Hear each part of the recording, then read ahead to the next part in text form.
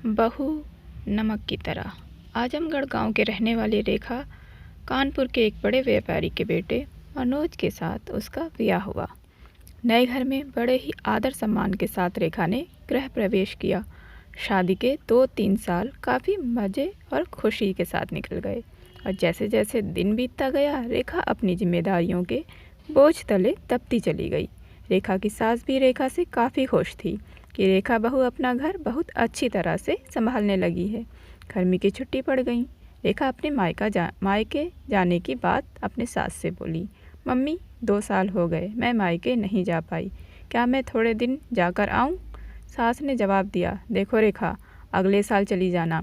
रेखा यह सुनकर काफ़ी नाराज़ और दुखी होकर सोचने लगी कि जब कंचन दीदी हर 3 महीने पर घर आती हैं तो मम्मी काफ़ी खुश होती हैं और कहती हैं कितने दिन के बाद आई हो, और मुझे 2 साल हो गए, मेरे बारे में कोई कुछ सोचता ही नहीं है। मेरी खुशी की किसी के लिए कोई मायने नहीं रखती। बस दिन भर इन लोगों को खाना बना के खिलाती रहूं, घर का सारा काम करती रहूं, क्या मेरी यही ज़िंदगी है? और रेखा कमरे में आंसू की धारा समेटे दाखिल हुई। शाम को कंचन दीदी आने वाली है, देखना मम्मी कितना खुश होती हैं। खाने की अलग अलग फरमाइशों की लड़ी लगती रहेगी कि कभी कंचन दीदी के लिए समोसा बना दो, कभी पालक पनीर, तो कभी बिरयानी। मैं इतना क्यों सोच रही हूँ, करना तो मुझे ही है। तो चलूँ किचन में, अभी से तैयारी में लग जाऊँ। यह सोच ही रही थी कि तभी सास ने आवाज़ दी, रेखा जल्दी नीचे आओ, देखो कंचन आई है। रेखा अपने चेहरे पर मुस्कान लिए अपने दुख को अंदर एक कोने में दबाई अपनी ननंद का स्वागत करती है। कैसी हो भाभी? कंचन रेखा से बोली। अच्छी हूँ दीदी, और घर में सब कैसे हैं? अच्छे हैं। अच्छा, हमारे जीजाजी कैसे हैं? कंचन शर्माते हुए कहती है। वह भी अच्छे हैं। अच्छा दीदी आप बैठो, मैं नाश्ता बना कर लाती हूँ। नहीं नहीं भाभी, कुछ मत बनाओ, मैं अभी घर से नाश्ता करके आई हूँ और भाभी केवल 2-3 घंटे ही रहूँगी, क्योंकि सास की तबीयत ठीक नहीं है। आपके जीजा जी ने उन्हें इलाहाबाद दिखाने गए हैं, तो वे बोले तुम अकेली यहाँ क्या करोगी, एक काम करो तुम अपने मायके जाकर सबसे मिलकर चली आओ। सो मैं आ गई, मुस्कुराते हुए कंचन ने जवाब दिया। अच्छा दीदी रुको, मैं खाना बना देती हूँ, आप खा भी लेना और जीजा जी और आपकी सास के लिए खाना भी बांध कर दे दूँगी। अरे भाभी मेरे साथ बैठो, बातें करो, शाम तक मैं चली जाऊँगी, खाना तो बनता ही रहेगा। तभी रेखा की सास ने रेखा से कहा, तुम एक काम करो, कंचन के साथ बैठो, बातें करो, मैं कुछ बनाती हूँ। जी नहीं मम्मी जी, मैं बनाती हूँ, आप दीदी से बात कीजिए। तभी कंचन ने कहा, कोई बात नहीं, आप खाना बनाओ और मैं आपसे बातें करूँगी, थोड़ी मदद हो जाएगी, यह ठीक रहेगा, क्यों माँ? रेखा की सास बोली। ये भी सही है। रेखा और कंचन किचन में प्रवेश करती हैं और काफ़ी देर तक हंसी मजाक करते करते खाना भी तैयार हो जाता है। कंचन खाना खाने के बाद शाम को अपने घर चली जाती है। रसोई को समेटकर रात को अपने कमरे में रेखा गई तो मनोज ने कहा कि रेखा तुम काफ़ी थक गई हो, आराम कर लो। हाँ, मुझे आराम कहाँ है, तुम्हारी माँ तो बस यही चाहती है कि मैं अपने मायके ना जाऊँ। कंचन दीदी 1-2 घंटे के लिए आती है, लेकिन मिलकर तो जाती है। उसमें क्या, तुम भी चली जाओ, मनोज ने कहा। और देखो रेखा, दीदी भी कहाँ आ पाती हैं, जब जीजा जी अपनी माँ को इलाहाबाद डॉक्टर के पास दिखाने ले जाते हैं तभी मिलने आती हैं, तो इसका मतलब है मैं कभी नहीं जा सकती अपने मायके। ऐसा तो मैंने नहीं कहा रेखा।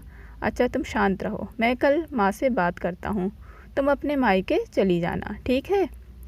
तुम तो रहने दो। गुस्सा करते हुए रेखा सो जाती है। सुबह उठकर रेखा अपने काम में रोज़ की तरह लग जाती है। दोपहर में पड़ोस की आंटी रेखा की सास से मिलने आती हैं और काफ़ी देर तक बातें करती रहती हैं। तभी पड़ोसन आंटी रेखा की सास से पूछती हैं कि कंचन की माँ, ये बताओ कि बहू और बेटी में क्या फ़र्क समझती हो? रेखा इस सवाल के जवाब का इंतज़ार कर रही थी कि मम्मी जी का इस पर क्या जवाब होगा। रेखा की सास मुस्कुराते हुए बोली, बेटी कैसी भी हो पर वह मीठी होती है, बहू नमक की तरह नमकीन होती है। यह सुनते ही रेखा निराश होती है और दिल भी काफ़ी दुखी हो जाता है। जब आंटी चली जाती हैं काफ़ी देर तक रेखा यह सोचती है कि मैंने मम्मी के साथ क्या बुरा किया है, मम्मी मेरे बारे में ऐसा क्यों सोचती हैं, और वह अब घर में निराश रहने लगती है। निराश रेखा को देखकर एक दिन रेखा की सास ने पूछा, रेखा यहाँ आओ, तुमसे कुछ किसी ने कहा है क्या, या मनोज ने कुछ बोला है क्या? कुछ नहीं मम्मी जी, रेखा की आवाज़ में दर्द था। रेखा की सास ने अपने पास बिठाकर पूछा, नहीं, तुम बताओ रेखा, क्या हुआ है।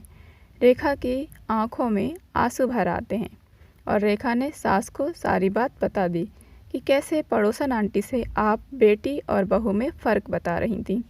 ओह, तो यह सुनकर तुम नाराज़ हो गई, बस इतनी सी बात। अरे रेखा, मैंने कहा बेटी मीठी होती है, वह चाहे कितनी भी गलती करे उसकी गलती नज़र ही नहीं आती। वह गुड़ की तरह मुंह में घुल जाती है और खाने में अगर मीठा ना हो तो कोई फ़र्क नहीं पड़ता। और बहू नमक के समान इसलिए है क्योंकि खाने में अगर नमक ना हो तो खाना बेस्वाद होता है। खाने में नमक मिलने पर हम जो खाना खाते हैं उसी समय नमक के हम कर्जदार बन जाते हैं। ठीक उसी तरह तुम मेरे लिए वही नमक हो। मैं अपने स्वार्थ के लिए तुम्हें कहीं नहीं जाने देती हूँ, क्योंकि तुम्हारे ना रहने पर घर सूना सा लगता है। इस घर को संभालती हो, इसीलिए हम तुम्हारे कर्जदार हैं। रेखा सारी बात समझ जाती है और अपनी सास के गले लिपटकर रोने लगती है। शाम को मनोज जब घर आता है तो अपनी माँ से कहता है कि माँ, रेखा अपने मायके जाना चाहती है, एक दिन के लिए। रेखा तपाक से बोल उठी, नहीं नहीं, मुझे नहीं जाना मायके। मैं चली गई तो खाने में कोई स्वाद नहीं रहेगा।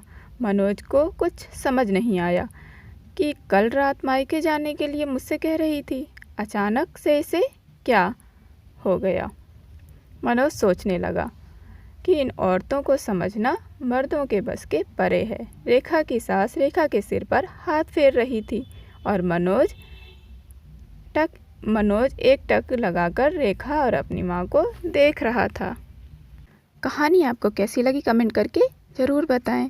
चैनल पर अगर नए हैं तो प्लीज़ मेरे चैनल को सब्सक्राइब करें, ये बिल्कुल फ्री है। और वीडियो को लाइक करना तो बिल्कुल ना भूलें। Thank you, thanks for watching.